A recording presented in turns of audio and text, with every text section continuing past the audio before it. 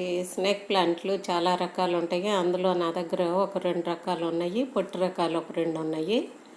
ఇవి ఆక్సిజన్ ప్లాంట్లు కనుక ఎవరికైనా ఇస్తే మంచిదని నేను ఎక్కువగా ఇంట్రెస్ట్గా ప్రాపగేట్ చేస్తుంటాను. వీటిలో చెట్టుకి ముదిరిపోయిన ఆకులు, బాగా ముదురుగా ఉన్న ఆకుల్ని కట్ చేసి వాటిని నేను కటింగుల ద్వారా ప్రాపగేట్ చేసి చాలామందికి పంచాను. ఇంకా కూడా నాకు వాటి మీద ఇంట్రెస్ట్ పంచి ఇవ్వాలని. ఎందుకంటే ఆక్సిజన్ ప్లాంట్లు, ఇండోర్ ప్లాంట్లు ఇవి కొనాలంటే చాలా ఖరీదు ఉంటాయి కదా, అందుకోసం అని చెప్పి నేను వాటిని ఏముంది మనం చేసి ఇస్తే వాళ్ళకి ఆ మొక్కలు ఎక్కువగా మళ్ళీ పిలకలు వచ్చి వాళ్ళకే బోళ్ళని అవుతాయి కదా. నేనైతే ఇచ్చేది ఒకటే అయినా కానీ వాళ్ళ ఇంట్లో అవి పెరిగినప్పుడు సంతోషంగా నన్ను తలుచుకుంటారని నాకు ఇష్టం అన్నమాట అట్లాంటివి చేయటం. వీటిని చిన్న చిన్నగా అంటే 4 అంగుళాల ముక్కలుగా అట్లా కట్ చేసి నాటుకుంటే వేర్లు పోస్తాయి. వీటిని కొంచెం ఇసుక నేలగా ఉన్న దగ్గర కనుక పెడితే ఖచ్చితంగా ప్రతి ముక్క బతికిపోతుంది. ఇవి ఇవ్వటం వల్ల ఎవరైనా కానీ ఈ మొక్కను చూసినప్పుడల్లా మళ్ళీ నేను గుర్తొస్తాను కదా, నాకు అది ఇష్టం. అట్లాగే నేను ఇచ్చినట్టుగానే వాళ్ళు నలుగురికి పంచే గుణం ఉంటుంది కదా. ఇది వాళ్ళకి వచ్చినట్టుగానే వాళ్ళు ఇంకొకరికి ఇచ్చి సంతోషపడతారు. అది అట్లా ఇవ్వటంలో ఉన్న ఆనందం ఏంటో చూపించాలని. ఇవి నీడలో ఉంటానా ఇట్లా బార్డర్స్ ఎల్లో రాలేదు. అసలైతే ఇట్లా ఎల్లో బార్డర్ ఉన్నాయే పెట్టాను, కానీ నీడలో ఉంటే మాత్రం తొందరగా ఇట్లా ఎల్లో షేడ్ రాదు, అంత గ్రీన్గానే ఉండిపోతుంది. ఎండలో ఉన్నాయి వేరుగా ఉంటాయి. ఇట్లా నేను చిన్న చిన్న ముక్కలుగా కట్ చేసినవి నేలలో పెట్టిన తర్వాత ఒక 2-3 నెలల తర్వాత కానీ వీటికి వేర్లు వచ్చి మనకి మొక్కలాగా తీసి పెట్టడానికి అవ్వదు. అందాక మనం కదిలించకుండా ఉంటే ఎక్కడన్నా ఒకటి చనిపోయినా మొక్క వేర్లు రాకపోయినా చాలా వరకు మనకి మొక్కలు వచ్చేస్తాయి. వీటిని నేను అక్కడక్కడ ఎండలో పెట్టినాయేమో అట్లా ఎల్లో చారు వచ్చింది. ఇక నీడపట్టున ఉన్నాయి మొత్తం ఇట్లా ఆకుపచ్చగానే ఎక్కువగా ఉన్నాయి. వీటిని ఎండ తగిలేట్టు కనుక పెడితే మాత్రం ఎల్లో షేడ్ వస్తుంది.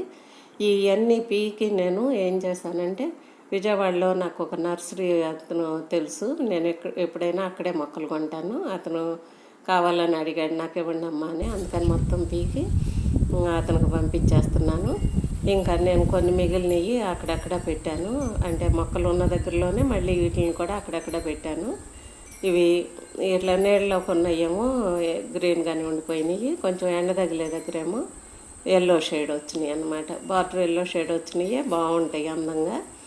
అట్లా నేను ఈ మొక్కలన్నిటినీ కూడా ఎక్కడంటే అక్కడ పెట్టేస్తున్నాను. ఎందుకంటే ఇవేమి పాయిజనస్ కాదు, మనకి ఆక్సిజన్ ప్లాంట్లే కనుక. పైగా ఎందుకు ఇంకా పెట్టాను అంటే, ఎవరన్నా చూసి ఒకటి ఇవ్వండి అనగానే గబక్కని పీకి ఇచ్చేయటానికి వీలుగా ఉంటుంది. అందుకోసం అని చెప్పి నేను ఎక్కడంటే అక్కడ పెట్టేసి ఉంచుతాను అన్నమాట. ఇవి ఇట్లా పెరిగి చాలా ఎక్కువైపోయి ఒక్కోసారి పీకి పారేస్తుంటాను కూడా.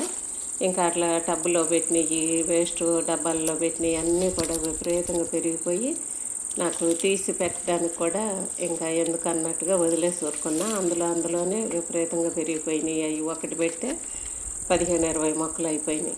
ఎక్కడ పడితే అక్కడ ఇట్లా ఉంటాయి అన్నమాట నా దగ్గర స్నేక్ ప్లాంట్లు. ఇన్ని ఉంటానా ఎవరు అడిగినా కూడా నేను గబాలను పీకిచ్చేయటానికి ఇష్టపడతాను. ఇది మనం పెద్దగా శ్రమ పడేది ఏం కాదు కనుక ఇట్లా మనం కూడా ఎవరికైనా మొక్కలు పంచుకోవటానికి వీలుగా ఉంటుందని నేను ఇట్లా కటింగ్స్తో ప్రాపగేట్ చేసేసి ఇస్తుంటాను. ఇవి చాలా ఈజీగా ప్రాపగేట్ చేసుకోవచ్చు, నలుగురికి పంచుకోవచ్చు.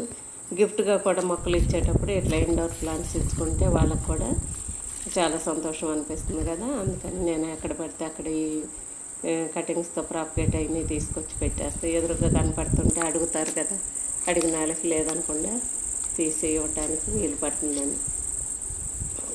ఎన్ని ఉన్నాయి, ఎన్ని వందలు ఉన్నాయో చెప్పలేను. అందరూ ఖరీదు గల మొక్క అనుకుంటారు, కానీ ఇది చాలా ఈజీగా పెంచుకోవచ్చు. ఇది ఆక్సిజన్ ప్లాంట్లు కనుక ఎవరైనా ఒకరికొకరు ఇచ్చుకోవచ్చు. చాలా సంతోషంగా అనిపిస్తుంది ఇచ్చినప్పుడు, పుచ్చుకున్నప్పుడు. నాకైతే చాలా ఇష్టంగా అనిపిస్తుంది అన్నమాట ఇట్లా ఇవ్వటం అంటేను. అట్లాగే ఎవరి దగ్గర ఉన్నా తెచ్చుకున్నా నేను అంతే అపురూపంగా చూస్తాను.